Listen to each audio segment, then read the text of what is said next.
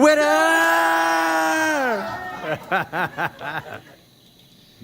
Welcome back to the stream. Hey. Welcome back to the channel. I get excited every time I see that intro, remembering what Warren pulled. Me when too. we were in LA, I was like, oh, that Me was too. so much fun. But hey, who's this guy? This isn't Warren. Hey, who is that? Right there, front and center.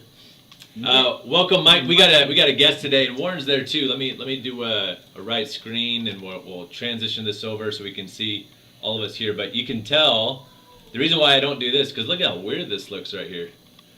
Like I got like 20 like screens. You're like, which one to focus on? So we're gonna make this we're gonna make this more about the man of the hour that we came to just have a little conversation with, and we welcome Mike to the official Weber Brothers live stream. You're like, where do I look here? It's like Brady Bunch thing, right, Mike? That's what I was going for. There it is. There it is. So, Mike, welcome to the channel. We're really excited to have you. Thanks, boys. But been a bit of a long time coming. Let's see, about a month and a half, 2 months maybe. Yeah. Yeah. So, Mike, we met in Vegas Yeah. at the Diecast Super Convention, which was awesome. But Yeah. if you want to introduce yourself to the folks out here in the world, we got like, I don't know, 7,000 people watching right now. So Everybody jumped on. They want to know who is this guy? He kind of looks like a Weber. My name's Miq Willmott. I'm probably familiar to most as being a Hot Wheels designer. We don't call ourselves ex-Hot Wheels designers. Once you've actually been a designer, you're always a designer. yeah. So I'm a Hot Wheels designer. I worked at Mattel from, I always get the years wrong, but I think it was like 99 to 2004 or 2000 to 2005, something like that. And then came up to Portland, Oregon. We wanted to start a family, and I'm from Southern California. I wanted to do it someplace where I could be more hands-on with my kids. Yeah. And just go someplace more mellow. So we opted to come up to Portland, Oregon, and in doing so, I came up and I spent a year still as an employee for Hot Wheels. Yeah. They kept me on, let me stay on for another year in a transition sort of thing. And then my wife at the time was a matchbox designer, and she kept working for Matchbox. So during that period, we knew we were eventually going to start our design business, tweeqim, and we did in that kind of flux period. And so when we got hit by the annual layoffs that had happened, just because I think that they didn't. Mattel's not known for having a bunch of pre-COVID. They weren't having a bunch of people work remote, Right. if any at all. So was it like everybody kind of like, in El Segundo? Yeah, we were all in El Segundo, and it was like wasn't. I don't think it was company. The company didn't like dig people working remote. Therefore, there wasn't really anybody doing it. So I was the guinea pig for it, and I think that after almost a year of me doing it, they figured it'd probably be better to just have me vend for them versus being off-site and stuff. But I got to tell you, in that year where I was working remote, Yeah. I mean, I did more cars than I ever did in a year. Well, they figured out how productive you could be, right? Well, I didn't have to go to meetings. Yeah. Meetings are, I think the corporate culture has learned from COVID that there's more productivity in not having a bunch of meetings every day. I hope someone from my company right now is watching this, because I got like 12 meetings a day. You have a meeting to talk about the meeting, and it's like, come on, guys, I need to get some work done. A lot of meetings are that way. They're to talk about the next meeting. Yeah.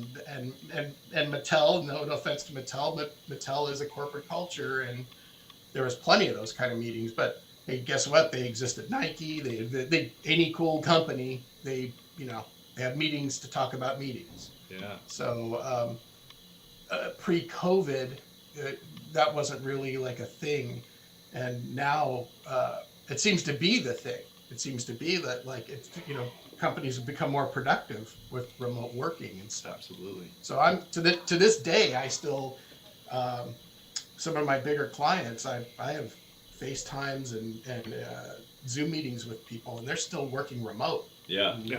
You know, I thought COVID was, well, I didn't think COVID was behind us because I got it this year again. Oh. But it's still that, you know what I mean? It's no longer that thing that it was where it was keeping everybody like isolated. Yeah. Absolutely. But there's still a lot of people working remote. And I think it's just because corporations have seen like, holy crap, we're getting a lot more done this way. So, Yeah. So Mike, you're you're working remote, and then they say, hey, we're not really down for that anymore. You start doing your own venture, and so what kind of brought you back to the Diecast and specifically the SuperCon? well, Hot Wheels remained a client of ours for years after we parted ways. There was, as a matter of fact, I was doing, like I said, I was doing actually more work for them, but it also opened up the avenue for me to start working with other toy companies like Hasbro. Yeah. And in all reality, we almost have a bigger Hasbro portfolio now than we ever did with Mattel, because with Hasbro bucketed us. Hasbro has a lot of buckets. Yeah, absolutely. A lot of, they're kind of like the kings, if you will, of entertainment licensing. So we got pulled into, I don't know what we haven't worked on with Hasbro. We worked on Nerf, G.I. Joe, Transformers, Star Wars. I've been working for the last 8 months on with Avalon Hill, their board game division. Like they're more like kind of adult board gaming. Yeah. And you're by the way, you're preaching to the choir right now, because we love games. We're a gaming boarding family. Goes all the way back to Acquire. Do you know that game, Acquire? I don't. I'm learning. Right. I'm learning as I go about all these different games. I'm like, holy crap, this is like so deep. And yeah. I got to tell you, it's the most fun that I've had. And I don't want to segue too much unless you guys want me to, but with getting into like doing these board games and stuff, especially like the more medieval sort of story based ones. Sure.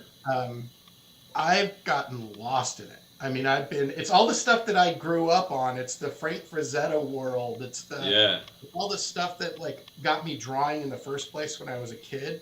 Just Heavy Metal magazine. I don't mean the music, but the art magazine, Heavy Metal. Emulating the styles from these fantasy books. I have a huge library still that I amassed when I was a kid of nothing but fantasy art books. And mimicking, the Frank Frazetta styles of things. So I didn't get hired for much of that throughout my career to do that kind of work because it seemed a little cliche. Yeah. But now I found this avenue to where I'm actually doing it. And what Enjoying they're it. really having me do is handcraft a lot of it. Yeah. Which is, like art that's like tangible, handcrafted, painterly, drawn, versus this flux of digital that we have tons of too. Right. But it's so fun to like just go back all these decades and get into the stuff that I long abandoned, but it's always been part of me. Yeah. It's good to know that you've got that, like that I gotta put my influence. hat on. Sorry, this hair thing's driving me nuts. You're good. You're good, Mike. I tried to make it without the hat, but it's not going to happen. Okay, there we go. Oh, that's good. Better. Sorry. So what would you say is how did you get pulled into the Diecast conventions? Like, do they just invite you to come as a guest designer?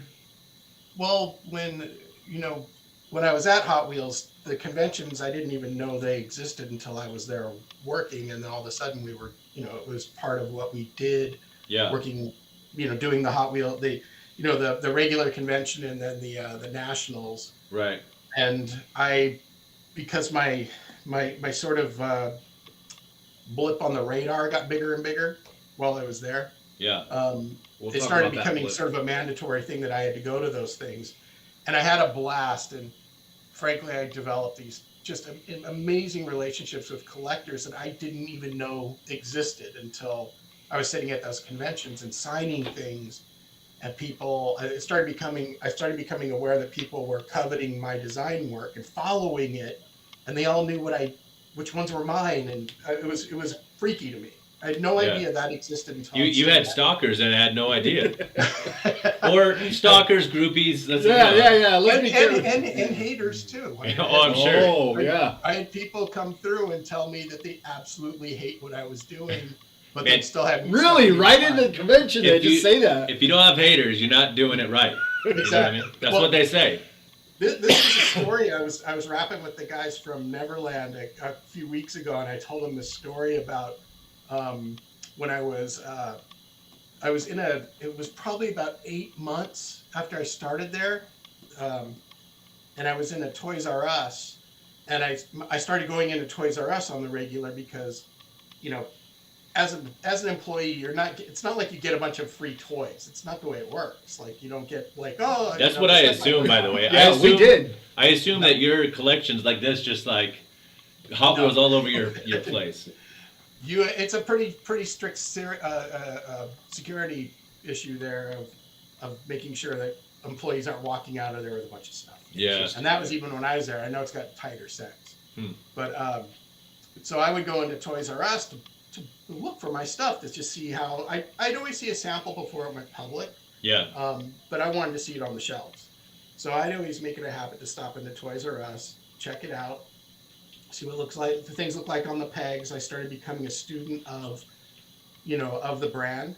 Yeah. And seeing how things on the shelf looked next to each other and how it all populated out and stuff.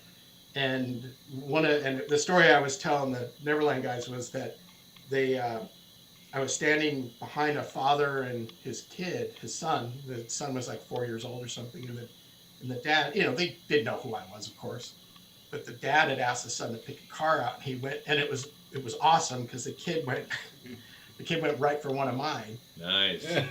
And picked it up and put it into the cart, and the dad put it back and said, "No, that's too ugly." No way. And the kid was insistent. Oh. And so the dad made him get my car as well as an alternative, which was like a muscle car. Yeah. Oh man. Well, I tell you, that's what's interesting about collecting. I knew I was doing my job. That's when I knew that I was like, because the kids. I've done what they asked me to do, and that was to get kids buying Hot Wheels again. Yeah. And I knew then and there that what I was doing was the path that I needed to stay on for the brand to help make a difference, and it did, because apparently, like the following quarter, they saw like a 33% spike in mom and kids purchases. Well, that just had to make you feel so good to know that the goal that you were tasked with was get kids involved. There it was right in front of you as a testimonial that you could be like, yeah, I did that. Oh man, there's nothing more fulfilling than to get the kids involved again. Yeah. That's the precipice, if you will, of everything that happened to me there as a designer. That was the thing that I'll always go back to as I'm doing the right thing. I'm doing what they asked me to do, and oh my God, I love what I'm doing. Yeah. I basically started treating cars as skate decks. I mean, they wanted to know how to bring kids in because this was when video games were kicking in full gear, console video games. Right. And kids were abandoning toys left and right. Hot Wheels being one of the ones that was, really taking a hit because you could drive a car on a screen versus running one down a track. Right. Kids started losing that touch with a tangible toy. They wanted to be able to interact with it and play with it on a screen. And they could not figure out at the time, how do we get, because the bottom line is in a store, what a lot of people don't realize is a lot of the Hot Wheels are bought like they're called mom purchases. Right. Yeah. Quick dollar pitches or pickups. Yep. And I'll tell you something, what I learned is moms got a way cooler taste than dads do. You know what I mean? They just do. They're tapped into pop culture more. Dads are more traditionalists. Dads are more like they want, when it comes to Hot Wheels, they want that car they drove when they were 18 years old, or that car that they always wanted. Right. Yeah. They don't want a muscle car with anime graphics all over it. Right. You know what I mean? Like, yeah, that's what we had to do. We had to like take and go, how do we get kids to buy a muscle car? Oh, I know. We'll put robots all over it. Yeah. It's It's relatable. It's absurd, and you Yeah. never see that car in the real world. But would you see a Red Baron driving down the street? Well, maybe now. Yeah, now you would. Maybe with that, Hot Wheels Legends tours in town, maybe. But Yeah. when we're talking about the different kinds of collectors, you have not only when I'm thinking about the old guys, getting the muscle cars versus and how it's kind of transformed, and then taking my kids, and it was funny because we were just digging through a bunch of my cars, and there was the not Roblox, what's the other one? The dairy? No. Roblox, the video game. What's the other one? I can't think of it. Minecraft? Minecraft. So the Oh, Minecraft car. And I got the factory sealed one, and my kids are like losing their mind. They're like, "Oh, I want that car." I'm like, "No, not this one. It's factory sealed. You can't open this one." But it's also the same when we're talking about customizing. So a lot of customizers don't really like my style, and there's haters out there. You see them on YouTube and on the videos and stuff. And it's the older guys that like, that's not a muscle car. That's not what a real engine looks like. Like all this, I'm like, yeah, man, I'm thinking outside the box. I'm not living in your small world of a Camaro. Like, let's go bigger. So that's why That's where we went. Too. That is why, and that's why like your designs I relate to a lot more. Like I like your style more than just like the plain Janes or like the crazy young cartoonies. Like, I feel like I'm right in that middle range where your genre resides, Sure. There's room for everybody, Sure. I think that, what you tend to see with brands is it's very polarized. It's sort of like it latches onto something and then it just floods it. Like when I was there and we were doing what I was doing as a designer, I had a team of 5 guys working with me. That they let me build a team while I was there. Wow. And we started thematically, like we're coming down from marketing, they were saying, okay, we're going to thematically do all these cars, but we're also going to have the alternatives out there for the adult collector crew, but we need to get kids buying stuff. And so we started doing, we'd get these themes and we'd be involved in like the picking of the themes and things like that. But a lot of it was marketing driven and we had to kind of like figure out, okay, how can we creatively tell these stories on cars? Right. With this new theme that they've given us. And, I had to start pushing like my team to follow the path that I had sort of created with this, story driven looking graphics on cars. Yeah.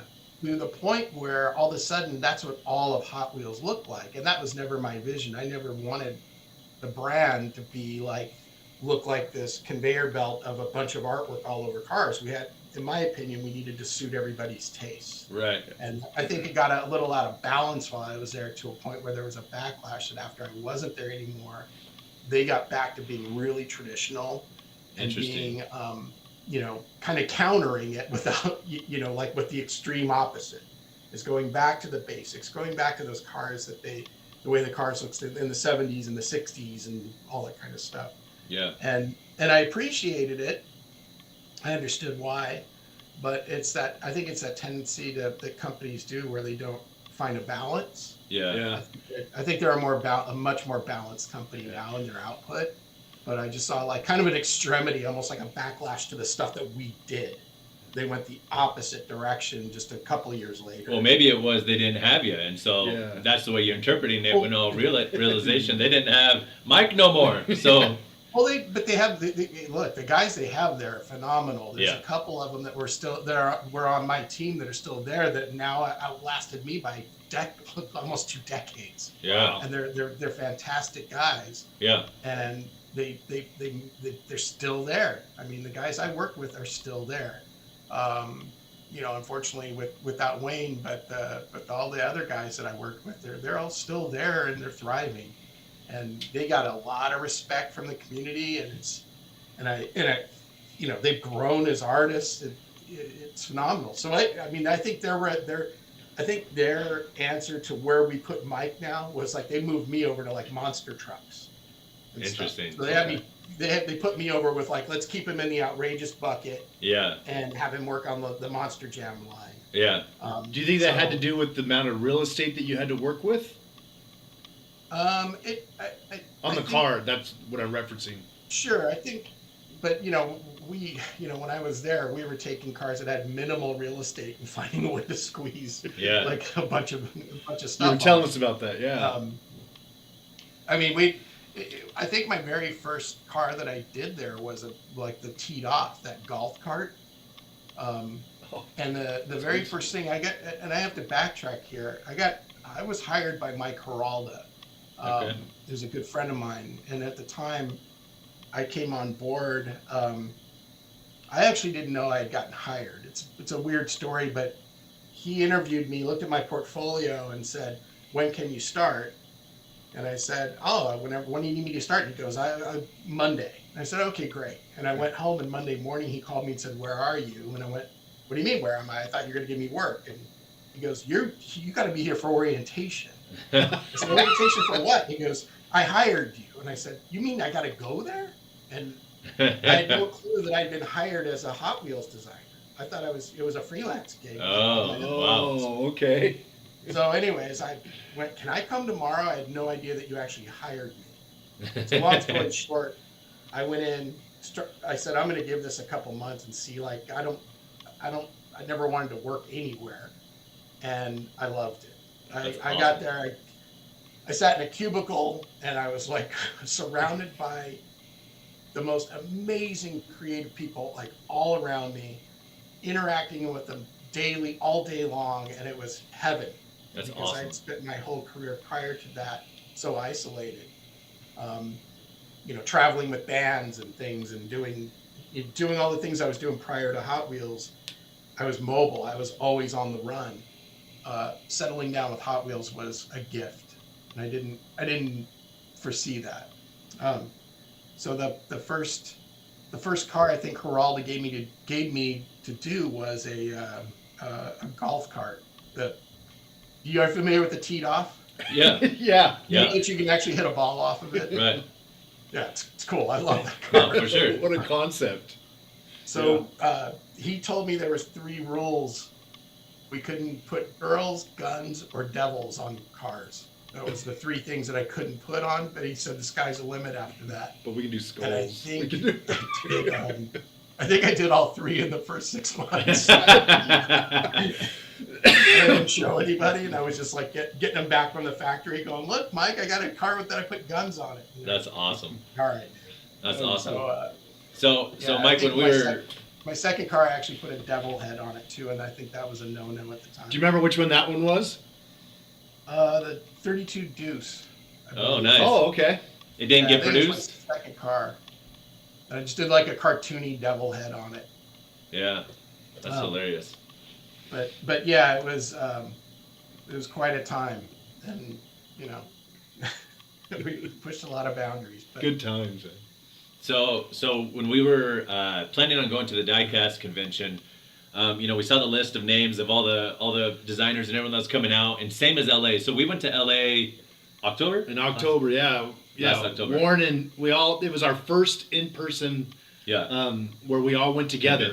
Convention that we went together, so. So and with that one, we brought like the blown delivery to get signed by Phil. We brought like the school busted to get signed by Larry, and so anyway, so then the Diecast convention in Vegas, we're like, okay, let's bring some. I saw your name come up, and your name and the blown delivery was right next to it, and I was like, oh my gosh, 100%. Oh my gosh! And I went and I dug it out and I wrapped it up in a little thing so that shipping, or as we're driving out, it wasn't going to get hurt. So I want to share that car here, and I want you to, if you don't mind, kind of talk more about it, the art on it, because it is by far like it stands out. If people are going to understand when they see the car here, they're going to really understand why this car is just so.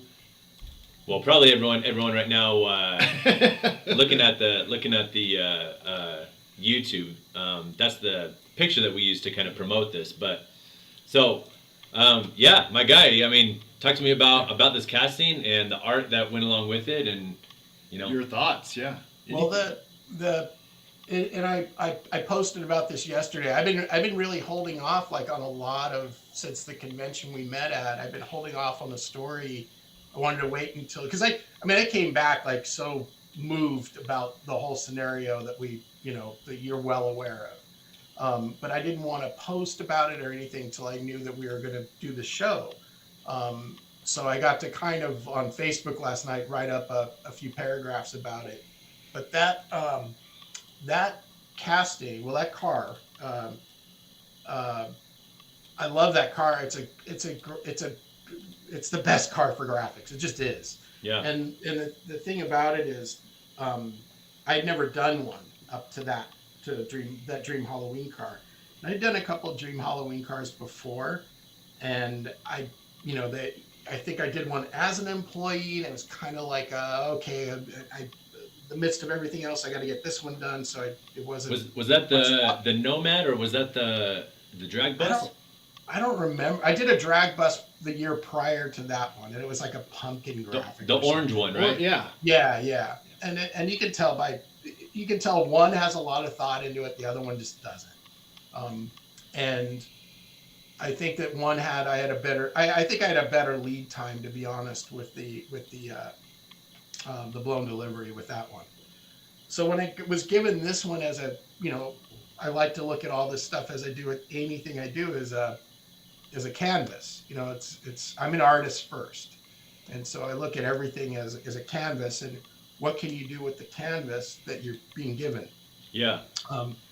And that one in particular, for one, there's all that real estate all over it. It's just a lot of coverage you can hit. But two, what's so great about that casting is if you look at it, there's the little window, the little real world window that's in there, that's in part of the casting. But there's all that real estate for you to pretend to create a graphic that there's a big giant window there. Right. Yeah. And I looked at that and went, I finally have this thing. I'm finally going to do what I always wanted to do with this model. And I did. I don't think anybody expected this out of me in terms of like how to approach it and fake, the window opening on it or anything like that. I haven't seen it being done on the car before. If someone did it before me, I never saw it. But it was this whole thing of like me wanting to take it and completely like, now I'm going to do whatever I want with this because there was no rules given to me. Awesome. The one thing that I was told up front was, I said, look, I did last year's and you guys didn't send me the drag bus. I said, you guys didn't send me one of those. And I used to get all this stuff. I used to get all the Toy Fair cars. I used to get the employee Christmas car, all that stuff. And basically, Jerry Tim Presidi, one of my old crew guys, was the one who gave me that job. Jerry's a great guy, and he had a really hard time telling me, like, bro, I'm sorry, but we cannot give you one. These are the Dream Halloween cars. They don't go to anybody but people at the event. And maybe if you were still here, you'd get one, but you're not. You're a vendor, 100% vendor on this thing. Yeah. And I had to take it. I was like, okay, dude, I'm just gonna take it. It's all good. So this is so interesting that I would think that this would be like one of the prized things in your collection, and that you would have that it would be a prized piece in your collection that you would have a copy of. It is now. Well, we'll talk about that. That's the elephant in the room, right? So it's funny when we were getting and you shared this with us, but we were on the other side talking to some of the other designers, and Ian comes up to me and says, man, I've got the holiday blown, but Mike's not here. And I said, yeah, he is. He's on the other side. Tell us that where they didn't even have that table for you. Tell us kind of how we met up there. Well, for one, I will say this. Coming back, I haven't done the conventions in 10 years. And I haven't even worked for Hot Wheels as a vendor for 10 years. I didn't go through a burnout. I didn't have a problem with anybody. I didn't have a problem with the brand. Nothing like that. I just got so busy doing our design business was doing so much other stuff. I mean, we were like working for a while there. We were like for years. We were working almost full time for Nike Innovation when my design guru was still there, and we were working so much for Nike Innovation. Hasbro was keeping us busy with so many different things we were branding beer companies, like microbrew companies up here. And that's you and your wife, right? Yeah, me and my wife Twee. That's so cool that you guys get to work together and vibe out like creatively. Yeah. You know what I mean? Yeah. Yeah, we just, I mean, we live and breathe it. I mean, even our kids now, we brought in this like, okay, I need you to help me with this. Yeah, that's neat. I had my kids art directing like reindeer for me for Batman when they were like 4 years old. Oh, that's awesome. Frozen reindeer for Disney, you know. But the what was the original point? I'm sorry. Oh, just that we almost missed the opportunity to meet you. Oh. So well, real quick, Mike, because I went to the end of the line and I'm like, what the heck? Like, where's he at? Where's Mike at? What happened? This is the thing. Is that so I coming back to these conventions after 10 years. My friend CJ Kramer, who runs the show, I took a 10-year hiatus on it. He asked me earlier or late last year if I would come back and do the SuperCon. And he got me on the phone and we caught up for like an hour. And CJ is a lot of things, but CJ, and I mean in an all positive lightness, like CJ's been nothing but good to me and my family since I've known him. Yeah. And these shows, he's always taken care of us. He's always treated us like, given me just this welcoming feeling every time I've done any of his shows. And he's been nothing but a real friend of my family. And I was saying like, no, I don't want to come back yet. I don't want to do this yet. And he wasn't begging me or anything like that, but he was just like going, I want you to know that the things that you might have burned out on, it's all different now and stuff. And we talked more about it. I talked to him about things that I was going through and stuff. And he didn't, I wouldn't say he convinced me because that wasn't what he was trying to do. But in talking to him, it made me feel more comfortable to come back into this. Yeah. Oh, that's and just in communicating with him and then doing a car for it. We did that Area 51 thing with Lee Allen. Yeah. And just working with Lee, getting to know Lee through a work process and dealing with Steve that works with CJ now. And everybody was like it was so like welcoming and felt so like I wasn't away that long. Yeah. I got stepped right back into place of like, oh, I know what it takes to get this done.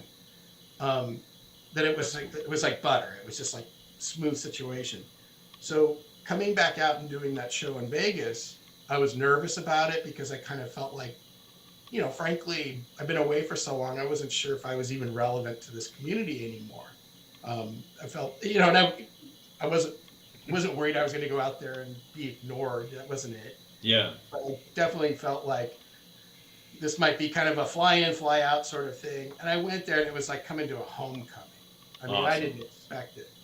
And the treatment that those guys gave me and my family, the community, old faces and new faces, the people that I met out there, it was just like, I mean, I got off the plane and the guy who picked us up from the airport said, your first signing is the drop for your car and it's in 20 minutes. Oh. So we went from the airport, from flying in from Portland into Las Vegas to getting in the car as he's driving us to the convention, telling us that I got to start signing and, meet people like as soon as I get out of the car. Eric Estrada calls the guy. It says on a screen, Eric Estrada calling, and I went, I'm back to doing these shows again. That's awesome. When you see Eric Estrada's calling, you know that you're at one of these conventions. Oh, that's cool. Anyway, that whole thing was gangbusters and me doing that first signing. And then the rest of the day was like, just enjoying the show. And then that second signing that you're talking about, no, I think that was the third signing that you guys were at. I think there was a miscommunication with the staff there as to where we were doing it. Yeah. And so all of us that were signing were going upstairs, then downstairs, then upstairs, then back again. And they were scrambling, trying to put the space together for everybody to sign. And I didn't even know that they'd made me one of those banners until they found a spot for me across from the guys. Yeah.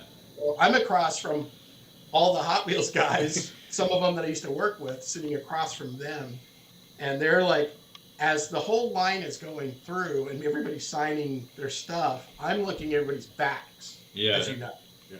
And they're still busy trying to staple my banner to the front of the table I was sitting at. Man. And by the time the line was ended, they had my banner stapled to my table, and then finally like walked away from my table. And I was sitting there with my daughter, as you know. Yep. I was going, hey, it's good. It's all good. No problem here. This, things happen. This was just a flub in the location of where they were having us do the meet and greets and stuff. And then you guys walked up. Yeah. Well, and I meant no disrespect to the Diecast show. I remember you telling us that, and I remember telling Ian, I said, we came this close to missing you. Yeah. And I just think that it was momentum. It was just something that just, once we sat down and started talking to you, and there were a lot of people that were around at that time,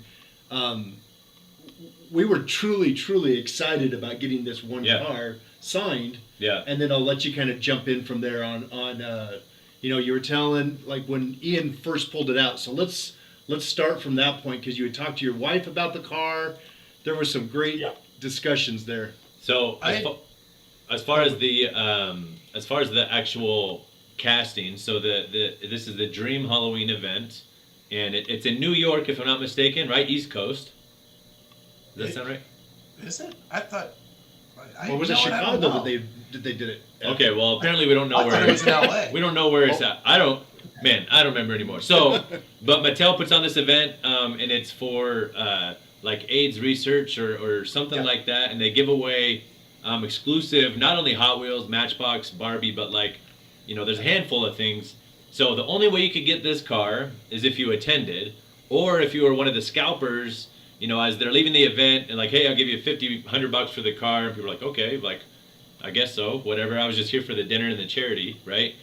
And then randomly, so I didn't get it. I didn't go to the event. It's crazy expensive to go to, but it's a great event, for charity. I didn't go, but I got my hands on this car because randomly there was I recall there was an email that came through. Ian, we have some loan deliveries. Are you interested? And I'm like, this is probably fraud, but. And it was like $150 a car, and I was like, well, and this is Ian's GM casting. For those of you who don't know, probably the number one casting that you collect are blown deliveries, because when they came out in 2010, I still remember that other blown delivery that we found too. Right. That took us forever, but this is what his jam is. Yeah. So I get this email, and I'm like, I message James, and I don't remember. Honestly, I think you paid for it, so thank you. Like, I talked him into buying it for me. Thank you.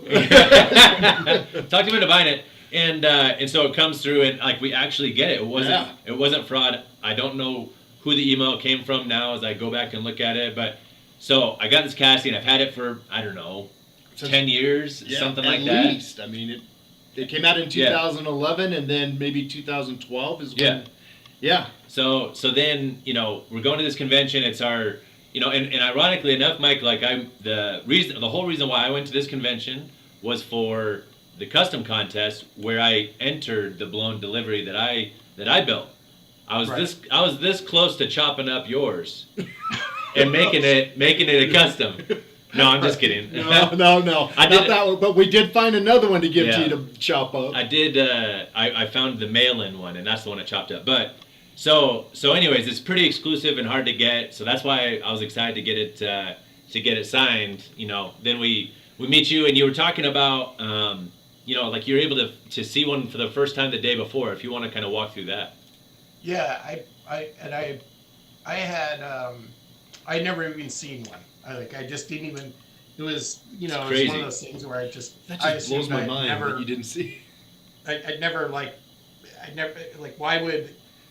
why would I ever see one? I stopped doing the conventions. I wasn't in the loop. I stopped following things online and stuff. And it wasn't out of any sort of spider animosity. It's just I was distracted by this big avalanche of other things our business was doing. And coming back to this thing, it's not like I forgot about that car, because like people ping me now and then they'll email me and ask me questions and things like that. And I just didn't think it was in the cards that I even like hold one in my hand, and I just didn't, I didn't. It was all right. And let me also add that the closest I came to it was I have this here, and this is not a segue, but this is relevant to the conversation. But Ooh, oh yeah, this. Nice. This is one that I did with Chris Walker, who I've done a lot of cars with for these shows. And stuff, and he's just always done this amazing job with me. Wow.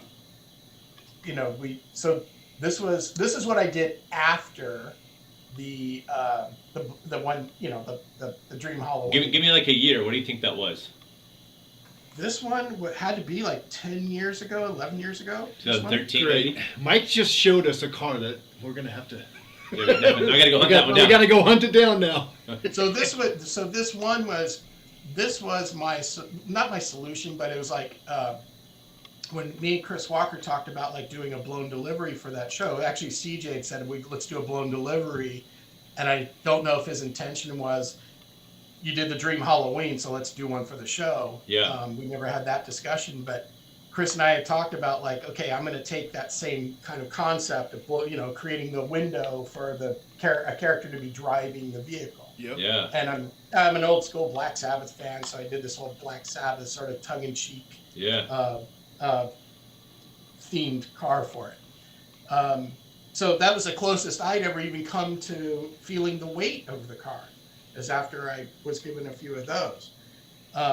So spring forward to Vegas, when somebody came through the line, I don't think they were aware that I'd never seen one before.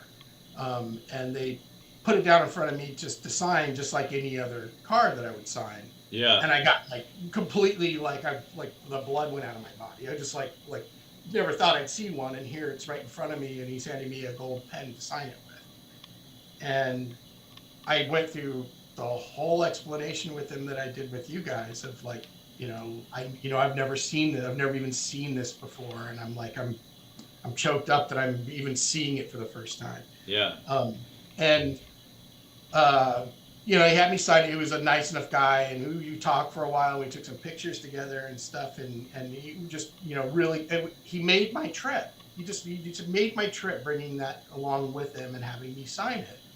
And I told my wife about it. I don't think she was around when that happened, and I came afterwards. I told her that, what had happened and how moving it was to me, and like how and I said like, look, this is worth the trip alone, was that I got to sign one of those things, and she got it, and we're all good. And then the very next day, we have our signing that we're talking about. And then I met you boys, and I mean, I can tell you from my perspective, if you like, what the way it happened was you guys came in, you guys came up to the table, and we started having a light discussion, and we were just talking about things, and you brought one out. We were getting like to meet each other. It was in my box of goodies. And I had just gotten the Cowabunga signed, and I had to put that away, and then that's when I'm like, oh, where's Mike? And he's like, he's right behind you. So I'm like trying to organize as we go. Right? Yeah. I had like literally nobody at my table because I was like behind everybody. Yeah. And I had introduced myself and kind of did a little bit of small talk, waiting for Ian to kind of come over because I was like so excited that we get to finally get this one brought out, shown, and kind of share that love and passion that we have for your work, literally right in front of you. And that's kind of how it is from a collector to, what cars are we going to bring? Which ones are we going to bring? Well, we only have limited space on our, in our luggage. What are the most important ones? That's how we think about it. Actually, I got a question real quick, not to interrupt here. So, because when I was getting cars signed, like I want to know more about it. Right, I want to know about the card art. Each one. So I got like the School Busted signed with the Mario decal on it, and he was going off on that, on how the hard times he had working with Nintendo to try and get it to fit. Right. You know, I think it was Brandon had the Batmobile with the Batman and Robin in it, and he had like 4 or 5 different pictures, but it was all of comics, so like it was different angles. The car actually was like 4 different cars. He had to make his own car out of it to design it. And so that's what I like stories, to do yeah. is let's vibe out, let's talk. Is that something that happens often, or is that, you know, hey, sign this, you know? No, I think I'll get a lot of that, you know, after from my perspective, from what I do for this brand is tell a story on this canvas. And what the kick that I always would get is that people that coveted my work would always find the details that I was putting into things. I mean, I was always putting, as an artist, I have to put depth into things and like items of discovery, and I'm big on taking even the negative space of something, you know, like as simple as like a flame job, and that negative space in the flame job actually being the shape of something. Mm-hmm.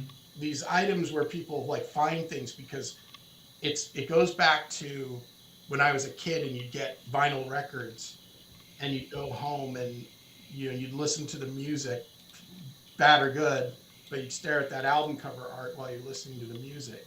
That's the culture I was raised in, is like just looking in depth at everything. The classic movie posters of the 1970s, all the depth that went into the design.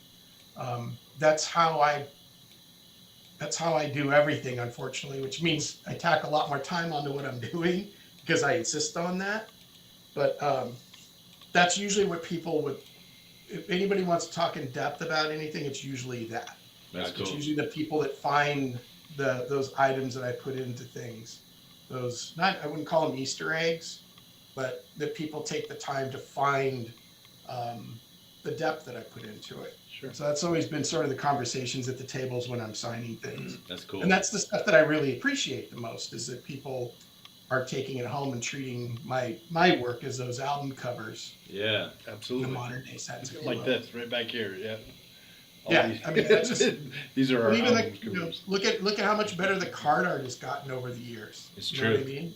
There's Yeah. real passion put into it. When I was there at Mattel, the card art was almost conveyor belt looking, because it was like they're doing so many cars, they couldn't do like individual castings per. Yeah. You know, I seem to remember there being like a generic couple of cars that they put on the packaging. Yeah. It wouldn't be That car, yeah. it wouldn't be tied to the car that's in the package, and I know why. That's really difficult that's a big bar to jump over. Yeah. Have the casting reflect that. You got it right there. That's it. That's the one that was like on every single car. Yeah. Yep. That's Yeah. that's actually my car. It is. I know it is. That's one of Throw it mine. up there, Warren. Throw it up I there. got you. Let's see it, Warren. Warren, put it back up there. You got I full. have a lot of dairies underneath. See, that was a you know what the theme for that was? It was like gargoyles. Yeah. I didn't come up with Friggin' that. sweet. Yeah. No one told me to. I think we got it in a memo or in a marketing list. Gargoyles. All right, let's do gargoyles. Is there typically more room for creativity on like convention pieces and things like that? Because as you're thinking about, or as you're talking about this, some of my favorite card art, like I think about, there's the Dodge A100 van from the Japan convention with the coolest art. There's the Mexico conventions. I think there was the Ecto one that glowed in the dark. That card art stands out to me. But they're like, higher end pieces. You know what I mean? Yeah. Oh yeah. There's definitely the conventions are, you know, I would say the Hot Wheels conventions, actual sanctioned ones, there was kind of a mantra to, you know, we had to uphold the brand look, you know, and celebrate the you know, we use like the logo.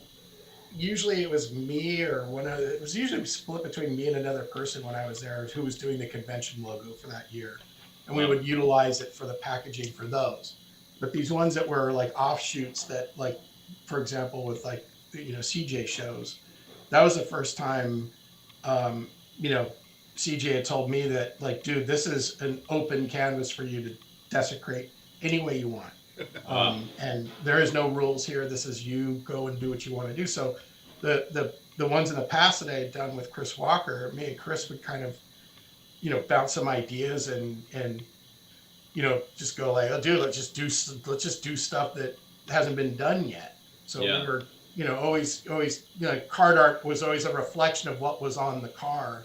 And then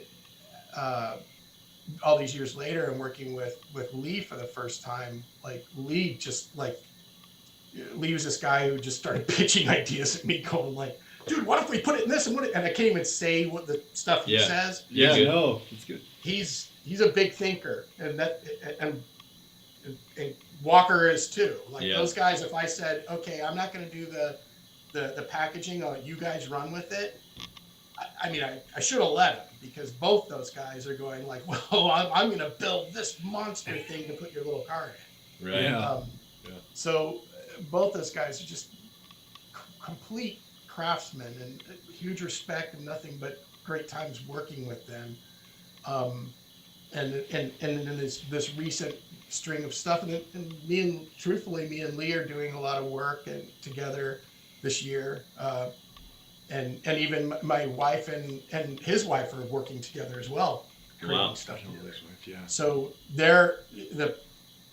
I'm kind of like comfortable really with going, I'm going to step back from packaging and like let these mad scientists tinker with stuff now, and have it be a true collaboration versus this. It's all about me-ness. You know what I mean? Yeah. Because I'm prevalent. I will be there. It'll be obvious it's me, but I want that camaraderie and that combination of talents to really be reflected in the end piece. Yeah. So I got a really great partner in working with Lee on this stuff. And I don't know if you met him, but oh my God. We first met him. Of love. Yeah. He's just such a great guy. He is. I agree. We first met him out in L.A. LA, yeah. And his room was around the corner to ours and kind of like tucked away. So we visited pretty much all the rooms except for his. Finally, we're like, what's going on over here? There was some lights. I'm like, what's this? And we popped in, and it was like, this room is where it's at. Like, man. And we vibed about customs, and he had like some custom Hot Wheels shoes with crazy, you know, and I'm like, man. He had amazing stuff, and we spent hours in there. Just talking to him and just vibing with him, because after we had gone everywhere else and kind of found some of the things that we wanted, that we were drawn to his room and what it was that he was doing. Yeah. He had that collaboration with Brandon on his gasser that he gave it away in the auction. Awesome piece. But no, dude, so big shout out to Lee, and you know, if you're not following him on Instagram and seeing what he does, or subscribe to his not newsletter, like subscription to his custom Subscription that you actually you're missing out if you're not subbed to that. So. Be part of it, Yeah, he lives and breathes it, and just so easy to work with, and so easy, like, just again, Chris Walker's the same way. You go like, dude, this is what I want to do, and these are mad scientists. These are guys who do this around the clock. Yeah. And you know, now I'm working with Lee through this conduit, and I was like, you know, after doing all these ones in the past with Chris, and now I'm like, okay, I'm going to work with this new guy on this. And so, okay, we'll give this a shot. And then it was just like, oh my God, this guy's like nuts too. It's just great. Yeah. So, in good company. I'm looking forward to like the partnership with him and stuff. So, he's just been fantastic. He's been like a bro, you know what I mean? For real. Like we're very, very friendly with each other. That's We cool. we actually are the day before we were leaving, we were CJ and Steve had asked me to come by the House of Cars in Vegas, and so my son and I went over there, and they were packing out stuff, and there had to be like 20 people there, packing up stuff for shipping and stuff. It was like the last day or the day after it was the Monday after the convention. Yeah. And I walked in and Lee and Angela were there, and I was there with my son and our mutual friend. You guys know Bob Ratliff? He works with the convention. He's one of my oldest friends in the conventions. He's just the best. He's like my guy there. Yeah. The glue to so much stuff. But Bob was there, and we got there, and Steve, who works with CJ, he basically walked up to me and Lee and plopped down stacks of posters, skateboards, e-sheets, all this stuff, and just gave us a bunch of pens and said, "Can you guys sign these things?" So we had this signing session there at the shop for like a whole hour of him and I conveyor belt signing things. Wow. And we were having a blast doing it with the help of an energy drink or two. Sure. Rushing through all of it, and then Bob asked if he could have like a doodle, and I've known Bob for a couple decades now. And after your hand is cramped up from signing for an hour. Well, I started doodling on a little 5x7 card, and I was like, "Oh, this is so fun!" There's people all around us packing stuff and walking around talking to us, and then he goes, and he said to Lee, like, "Hey, Lee, you could do one too if you'd like." I guess. So Lee started doodling on it. So here's Lee and I head to head on the same counter drawing. And then my son leans over. My son's a really great artist. And my son leans over and he goes, "Hey, Dad, I want to do one too." And Bob goes, "I'll get you one, Boris." Nice. So me, Lee, and Boris are on this glass countertop doodling these out just for Bob. Wow. And I think we all three did 2 of them, and Bob took them home and got them framed like the next day and sent us pictures. Awesome. Oh, that's good. Anyway, that's a little Lee story. It was great. That's awesome. I love it. So that e-sheet that you signed on when we went out there. So I came home and I'm like, I got to get this one framed. Like I was super hyped on it. I went to Walmart and I got an 8x10 frame, but it's not 8x10. It's 11.5 by whatever. It's like 11x17. Yeah, and I'm like, oh man. I'm like, oh, forget. So it's just kind of funny you mentioned getting something signed right away, because literally I was like, I got to get this put up on my wall. Yeah. Because I got my Hot Wheels room in here, and I got lots of treasures in here, right? So anyways, I was like, all right, well, I'll go return that, and it's still kind of sitting on the side. I haven't gotten it framed up yet, but Good luck with an 11x17 frame. Yeah. My wife's like, well, you could like trim the edge, and I'm like, no, what are you talking about? I'm not gonna cut it down. Just trim some of the. No, you're looking at like $250 to go get a mat. Yeah. Created to fit No, inside I mean, frame. no, I'm real like ghetto with it. I just went to Walmart. You know what I mean? Just, Thumbtacks work, dude. Yes, sir. Yeah. Yeah, we actually picked up some really cool stuff from you when we were down there. But yeah, do you mind just sharing the story for our viewers of exactly now what happened once we had vibed for good? Yeah. 40 minutes. Yeah, we segued, didn't we? We did. I feel bad for your wife. She kept trying to leave, and or in the beginning she was about to leave and then got sucked in. So hopefully she wasn't going to something important. Oh no. She was there in full support, and she's actually doing the show in Orlando she's doing her first show. Wow. Not her first show. I shouldn't say that. Her first solo or show through this channel. Through the House of Cards Entertainment. Yeah. So she's just low key. I mean, she's a great artist, and she was very kind. Does her own thing. She works here with tweeqim, but she's an oil painter. Does commissioned pieces. She's a full-on creative machine, her stuff on Instagram is phenomenal. Yeah, she just doesn't do she's not a big hype machine, and so these shows and stuff are not something she's ever. Not that she hasn't been interested. She's just always I think CJ finally pushed her to, and seeing how well the Vegas show really was. And just the warmth and all of it, I think it was more inviting for her to feel I'll do this now. So she's going to do Orlando as a guest designer as well, which I'm stoked about, because very cool. He definitely deserves the accolades of. She worked on the Superfast line for Matchbox for 2 years. Jeez, I get a lot of those. A ton of Matchbox with Mike Geralda, working with Mike, and so I'm stoked that she's getting involved in this. So, so when when you guys had, when we had talked, we broke bread, hit it off. You had plunked down, just like the guy before. You brought it out and sat it down, and I was equally as excited. Yeah. Because again, it was like me seeing it in the flesh, and I was like, how have the gods responded to me in this way of letting me in one trip see this thing, that this holy grail, Yeah. twice in one trip? Like, I'm getting spoiled to this feeling of like, oh my God, this is such a wonderful surprise. And then, and again, like the guy who came through the line before and showed it to me, he was very curt with me. He was very nice and short conversation, and he was off to have other things signed. Yeah. It was so obvious that when you guys came and talked, that you wanted to talk, and that you just wanted to have a conversation. And so we had already warmed up that way. And then when you brought it out, it was like even kind of like ramped up, if you will. Yeah. Over the top of the way I felt the day before seeing it for the first time, because I already felt like, oh, this is my friends showing me this. Yeah. That's, you know what I mean? So, Well, that's what we got the, I guess, honor or opportunity of when your wife was about to leave, and that's when I brought the car out, and you're like, no, come back. This is what I was talking about.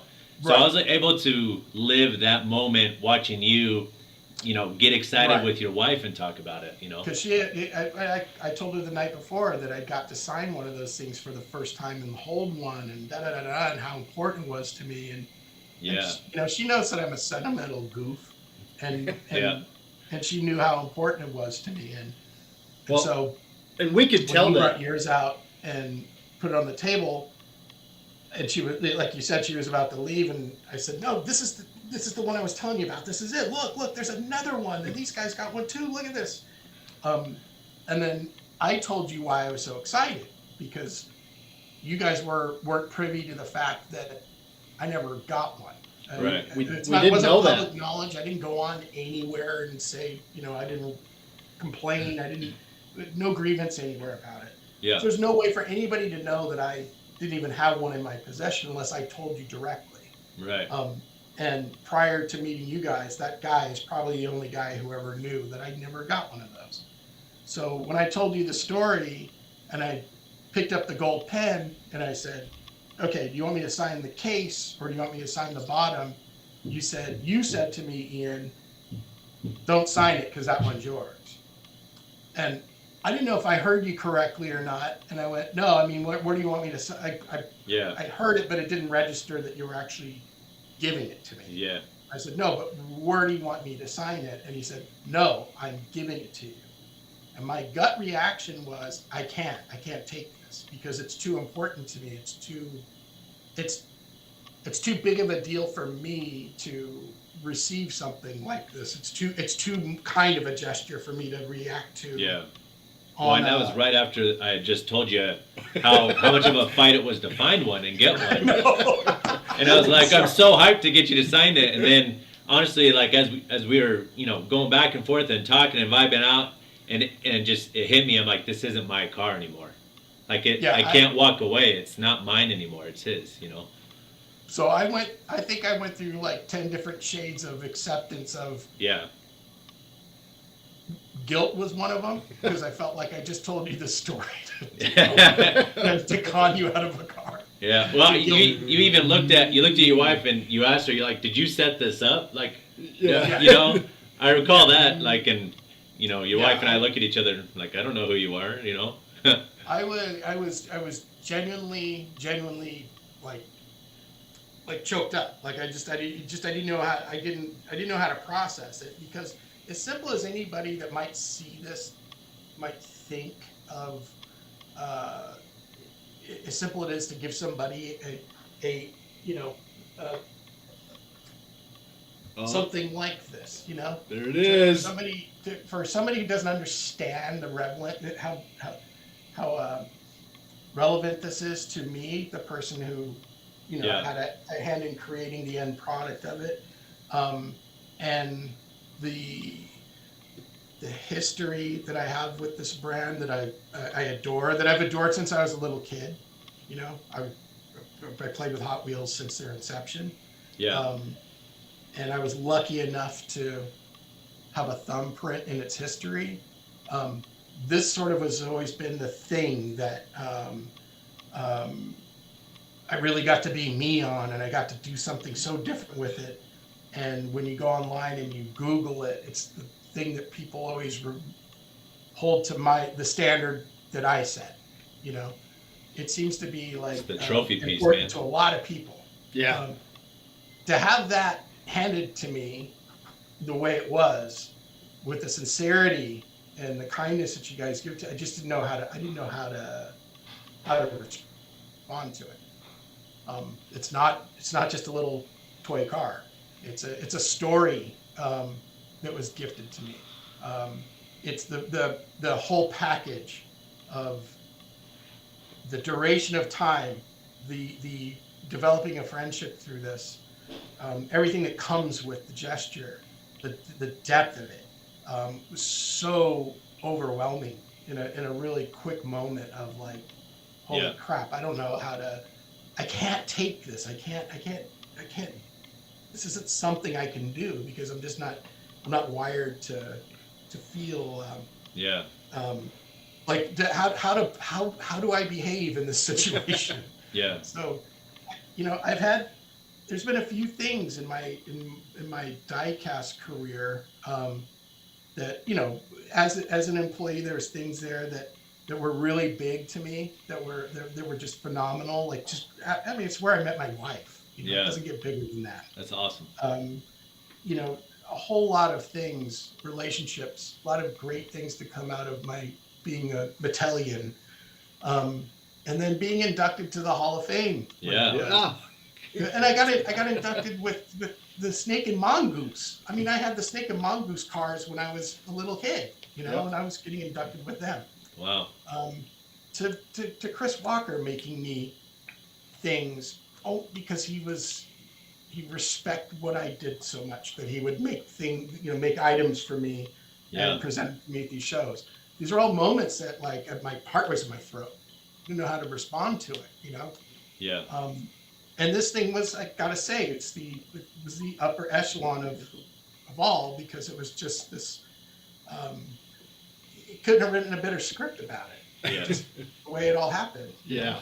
It was definitely magical being there kind of as an outsider for a second, just listening to you guys talk and discussion. And I had no idea that Ian was going to drop this bombshell and just be like, well, here's one of my pride and joy pieces. I'm going to go ahead, and because I hear what you're saying, I'm going to give it to you. And again, my brother is so giving. As are you. Thank you, though. This was awesome to just witness, to be in the middle of it. And I just wish I would have brought mine to get signed. Yeah. Well, we'll be seeing each other again. Yeah. Absolutely, we will. Absolutely. No, you know, there's this feeling, you know, that I've chased, and I'll give you an example. So, you know, I make custom Hot Wheels, and I've built a couple. I actually got commissioned to make a couple, saying, hey, will you make this for me? Here's, you know, $300, whatever. And I'm like, sure, make it. Shipped it out, and I did it one time. And it was great. Like it was an awesome piece. He gets it. He loves it. Okay, cool. About 6 months later, somehow we cross paths again. He wants another one. I don't realize it's the same guy until we're like in the final stages. And I was like, oh yeah, sure. He's like, cool, I'll ship it out to you, the cars to customize. And in the box, he had put the original custom loose. Right. And so I get it, and it's chipped up, beat up, like, and then my heart kind of sank because of how much time I put into it, right? Right.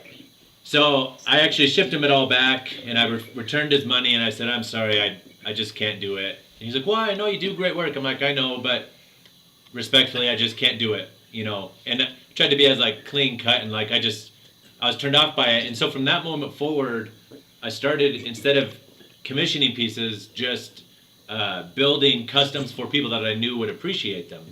So, Right. like my buddy, he collects shark figures, like shark toys. He's got the Guinness Book of World Record for the most shark toys. Like my wall of Hot Wheels, but it's toy sharks. Right. So I built him a shark car, custom steampunk vibes, like, and Oh, it's so cool. I surprised him with it. He's like, oh my gosh, like he loves it, and that was like, oh, like I was searching for that feeling of I made this for you and you loved it, instead of like you commission me for it, or I give you something and you don't really understand like the time that went into it, you know. So I've done a handful of, you know, my buddy Tony, he's in the chat. I made him he collects Legos, so I made him this like post-apocalyptic rig with a Lego cast on the top. I made it out of aluminum. Yeah, I saw that. Yeah, and so We got Carson cars that you did the Carson cars Yeah. for. Yeah. So long story short is when it came to this opportunity, it was like, hey, this is another one of those I can give back situations, and the way that I kind of perceive these things in life is like almost like as many positive checks as I can get, the better, and and so you know, we had the conversation, and I was like, well, here's a positive check that I can get real quick, and although I love the car like so much, you know, like I could tell that you did too, and that it was going to mean, you know, more to you than it was to me, even though it did mean a lot to me, you know. Well, it certainly did, and I have and I wrote you this as well. Is it sits with the car that I took around the world with me. It's where is it? This guy here. Nice. Oh yeah. This is I remember that. an ice cream truck that was like a clown, you know, it's just a nasty clown truck. But I took this thing with me around the world, everywhere I went, it went with me, and I have it in front of statues of Mao in China. I have it in, Giorgio Armani held it and was taking pictures with it when we were hanging out with him. It's been to the ruins in Rome. It's been everywhere with me, and so this thing's a big important piece for me, and this sits right next to it, as does the pieces that Chris made for me over the years. Awesome. That's just that unique place, if you will, that everybody's got their shrine. It's on the shrine. Yeah. Yeah. So, but we feel honored to be next to that. For sure. It's all, dude. It's all about stories. It's about like I said, anything that just comes with the story. If it doesn't have one, it's just a thing. You know, it's stories that make things treasure. You know. Yeah. So true. Versus the monetary worth of anything. If it doesn't have that weight of story, then it's just a thing. Yeah. You know. Mm. And it's the thing that passes on to, you know, when I'm not here anymore and my kids have this collection of things, they've got the stories I've handed down that go along with them. Yep. Yeah. You know. Well, the treasures that I'm handing down when I die, my wife is now stuck with 10,000 Hot Wheels to try and do something with. These are our treasures. We've already had discussions with our wives about that. And what are you going to do with all these? And I'm like, when I die, call up James. He'll And handle when I it. die, which probably will be sooner, call Ian. That's true, because you're getting really Actually, old, so. we should say call Warren, but you know what? He'll probably outlive all of us. The I old man of had us. this early reputation going to the old Hot Wheels conventions of freaking people out by breaking open things. Yeah. Like I would open packages up in front of collectors, and you watch them lose their mind. All the rare ones. And one of the nights, my friend Eric Ostendorf, he was the track designer at Mattel at the time. He's like the mad scientist of Hot Wheels at the time. He's the guy who created the Fireball track. Yeah. Okay. That's a thing too. I gotta tell you guys is when you work at Mattel, you get to see the stuff being made, like they're in the labs, like everybody's working on this stuff, and then the stuff that comes out on the shelf, you know, years later, Yeah. you go, oh man, that's the thing that we had built that like Eric built in the shop at Hot Wheels was this crazy dangerous thing that there's no way they could, you know, make and sell and put out on the shelf. And then they made it. But yeah, I mean, he was launching cards out of like bazookas, pretty much. But the original fireball and stuff that he had built that was in the center of our design area, it was like you had to go duck for cover if cars collided on it. The shrapnel would go shooting. I could just picture like all the designers like getting helmets with shields put on it, like yeah. launch it, let's go. You get Yeah, a bunch of yeah, it diecast was- stuck in the sheetrock and the walls. Yes, exactly. Talk It was- about it adults was- being kids. that That, was- that right there is awesome. That was an incredible time there. It's just the mad scientist vibe of all of it. But there was the fireball that came out, the fireball tracks that came out on the market was actually really, really well done. You know, it was fun to play with. I don't know if you guys remember those, but it was just like 3 loops interchanged. Yeah. And you put on a car and it'd go through, it'd be nothing but loops. And then you'd add another car to it. And then you just kept putting cars on. And you're just waiting for it to. Waiting for the collision to happen down at the bottom. And there was at one of the shows, somebody had one of those out in like a lobby area off of one of the bars at the hotel or something. And they had like just 100 cars or something out in a pile, and everybody was like having a good time drinking and putting cars in these things and just being kids. Yep. All these middle-aged people with the same passion for Hot Wheels. And I can't remember what it was, but I had something in me. I don't want to say it was the pink beach bomb, but it was something along the lines of like, you just don't take it out of the package. Yeah. And it was something like that heavy, like something that had a lot of weight to it. Like if you took it out of the package in front of a collector, they would just completely freak out. But I walked up to that fireball and I opened it up and stuck it in the fireball. Oh my gosh. Within like 10 seconds, it had a collision, went flying out of the fireball. I can imagine all the collectors' hands reaching into the fire to stop it. Yeah. I think it solidified my reckless reputation. See, Mike, you were talking about the haters earlier. They don't forget. You know what I mean?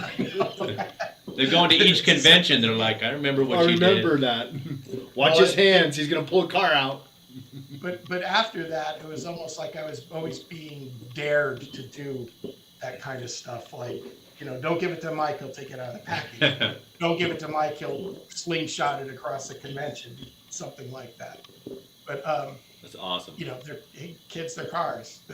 That's true. They're toys. But Mike, I would have a hard time seeing you do that just because I'm a lover of card art as well. Right. Yeah. And I could just imagine you taking that and ripping part of the card art, and then I'd be like, well, I can understand you doing that because we're kids and we want to play with the car. But could you at least cut it out so I could have the card art to like put up somewhere? That's how I would be. Yeah. I think for me that spoke to a lot to my naivety, if you will, because I didn't understand the collector base as much when I was working there as I started to understand it after I had left. When I started going and doing conventions as a non-employee and meeting people and then bringing me work that I'd done and having discussions with it, I started to understand the collector mind a little bit better. And so I started to understand like why some of the stuff I did was line crossing, if you will. Sure. Yeah. But still, my mentality when I was there was 100%. This is for the kids. This is all about kids. Yeah. I was a fan since I was a kid. I got the logo tattooed on my arm when I was there. I was committed. I was a lifer. I was gonna ride that job into the horizon. Yeah. But, life changed. I wanted to have a family after I got married, and I needed to do it somewhere else. So that's what drove me to do, and I wanted my freedom too. And I definitely would have left California as well. I'm not a California guy. yeah, I'll tell you what. I grew up in a really, really rich time in California. I was born in 1964, and I went from, my dad was off in Vietnam. My mom was a hippie, and we were like, Warren to mute. growing up in San Diego at that time was just so rich. Sure. And then when my career took me to LA, to Hollywood, because I started working for Motley Crue in like 1983, like right out of high school. Wow. I went to work for Motley Crue, and became an art director for an entertainment merchandise company up there. That worked with them. My LA life was the 80s, when all my clients were like the hair bands and stuff. Yeah. And that's my 80s experience of living in LA, was that thing that a lot of people are nostalgic for, of that era in music. It was very so indicative of LA. Right. And then when that music petered out and shifted over to the Seattle movement and other things, that the LA music scene kind of had a hard time shifting along with that. Sure. But I loved LA in the 90s. Yeah. LA in the 90s was fun, because I was finally the music that I liked. I was finally working with bands that I really liked a lot. Yeah. That's awesome. Versus working for a lot of them that I just didn't even, didn't own one of their records. Well, now you're in Portland, and you're contributing to keeping Portland weird. Yeah, right. Portland's weird, all right. But it's Portland's awesome too. Yeah, we like it. And I gotta say, I think Portland took a really unnecessary hit during like the uprising and COVID and all that stuff. For some reason, it became the media darling of being like the city that really went to shit. Yeah. But the stuff that happened here happened like in 4 blocks downtown. There was cities all over the United States that were way more on fire than what was happening here. But I think that the media really, kicked Portland in the nuts. Yeah. Everyone needs a scapegoat. Yeah, and I think Portland was definitely it for. I mean, I had to go like online. I had to go online and look at live cams of people downtown and the crap they were doing. And yeah, a lot of people really. We just drove through there this morning, and I was like, man, this is it's back to normal. It's back. To, people still think that it's the city's going down the toilet. It really hasn't. Yeah. It's when I moved here, I liken Portland to a city that a kid with a Lego set, if you told them to build a city, that's Portland. Yeah, it's true. It's ridiculous. It's like the city's like on a hillside, and it's all crammed up on this hillside, and then there's like 100 bridges that go across the river to where everybody lives. Yep. And it just seems like a kid built it in Minecraft. Yeah. Like with no like growth plan whatsoever. Yeah.